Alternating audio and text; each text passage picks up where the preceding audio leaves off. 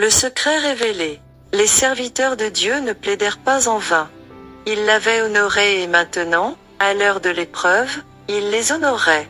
Le secret fut révélé à Daniel qui se hâta de solliciter une entrevue auprès du roi. Le jeune captif juif se tient là devant le monarque du plus puissant empire terrestre qui ait jamais existé. Le roi se trouve en proie à une grande détresse au milieu de toutes ses richesses et de sa gloire, tandis que le jeune exilé respire la paix et la confiance en Dieu. C'est maintenant le temps pour Daniel de se faire valoir, de faire étalage de sa bonté et de sa sagesse supérieure.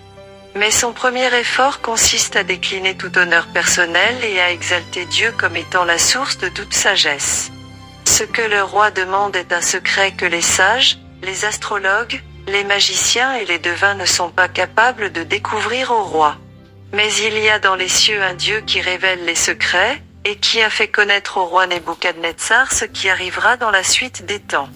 Daniel 27 février 2028.